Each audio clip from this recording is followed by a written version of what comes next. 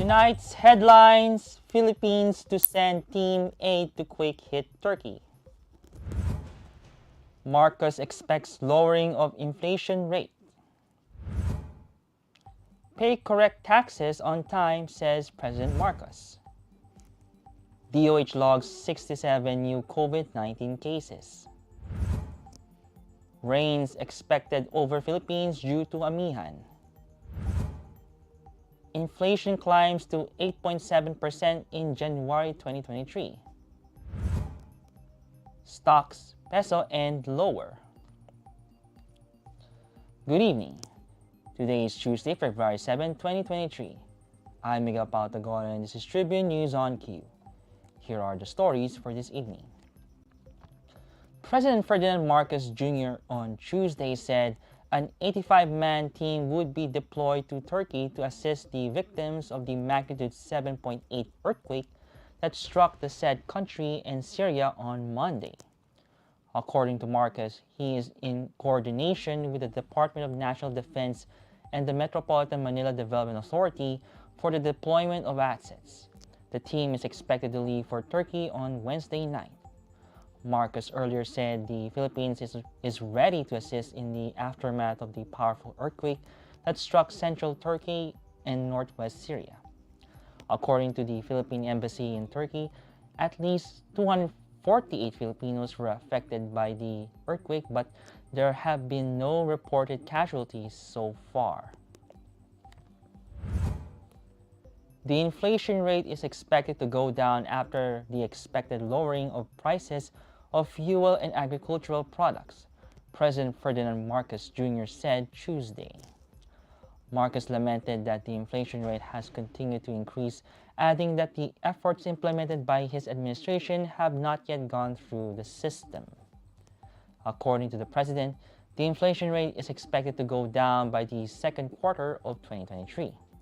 The chief executive said that with the dip in the prices of fuel and agricultural products, the inflation rate will continue to slide down, as he sincerely believes that this is going to be as high as it's going to get. President Ferdinand Marcos Jr. on Tuesday called on the Filipinos to pay taxes on time to help the country's road to economic recovery. Marcos said the Bureau of Internal Revenue was firm and resolute in modernizing these services and elevating our people's experiences by utilizing reliable, scalable, robust, sustainable technologies and infrastructure for our country's tax collection. Meanwhile, Marcos was asked by reporters during the lunch about his stance on Albay Representative Joy Salceda's proposal to expand the imposition of luxury tax. Marcos said the proposal seems reasonable.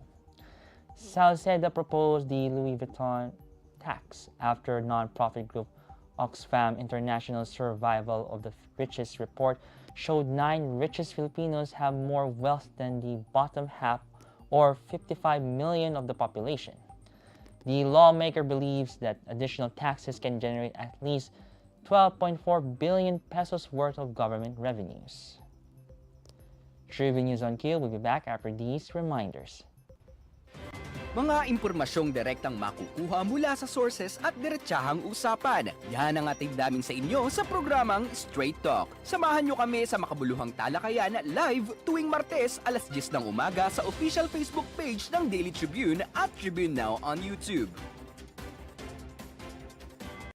Be updated sa news and happenings katribu. Hatid ng Daily Tribune sa inyo ang mga balitang napapanahon sa loob at labas ng bansa. Kami na ang bahala sa paghahatid sa inyo ng mga latest and reliable news. We got you covered sa programang Tribune News on Q. Mapapanood mula umaga hanggang gabi, Lunes hanggang Biyernes sa Daily Tribune Facebook page at Tribune Now on YouTube.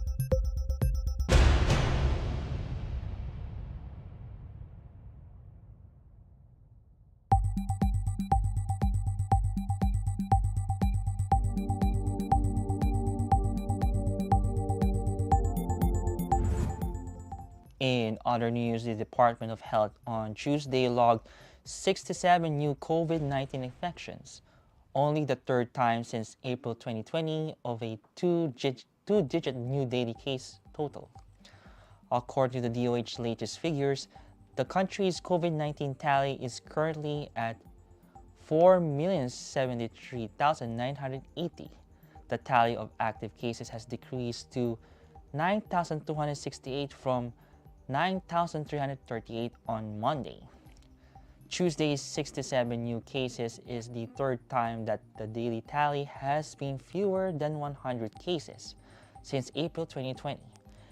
89 cases were reported on January 31 and 36 cases were logged on February 5. The regions with the most COVID-19 in the past 2 weeks were the National Capital Region with 583 infections, Calabar Zone with 239, Davao Region with 164, Western Visayas with 140, and Central Luzon with 120.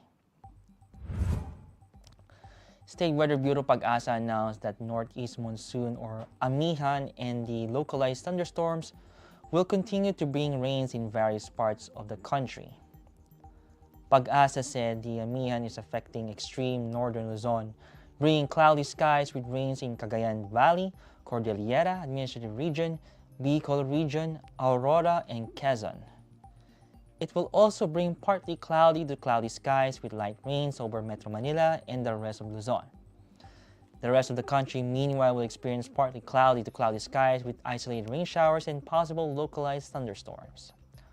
Forecast winds in the eastern section of the country will be moderate to strong, to be accompanied by moderate to rough coastal waters. Light to moderate winds and slight to moderate waters are forecast in the rest of the country. In business, prices of consumer goods and services continued their upward trajectory in the first month of 2023, hitting a fresh record as food prices remained elevated during the period. Data released by the Philippine Statistics Authority on Tuesday showed inflation, or the rate of increase in the prices of goods and services, clocked in at 8.7% in January 2023. The fastest since the 9.1% recorded in November 2008, said National Statistician and PSA Chief Claire Dennis Mapa. The 8.7% January 2023 inflation rate is higher compared to the 8.1% recorded in December 2022 and 3% recorded in January 2022, he added. Electricity and vegetables, particularly onions, were the top contributors to January inflation, each accounting for 1.1 percentage points, PSA data showed. And the local bourse main index declined anew on Tuesday, partly due to the acceleration in domestic inflation rate to a 14-year high of 8.7% last January, and the performance was mirrored by the peso. The Philippine Stock Exchange Index shed 0.80% or 55.35 points to 6,881.26 at the closing bell. The broader all shares followed with the decline of 0.52% or 18.93 points to 3,655.75. Most of the sectoral indices also finished the day in the negative territory. Services 1.53%, property 0.95%, financials 0.94%, and industrial 0.84%.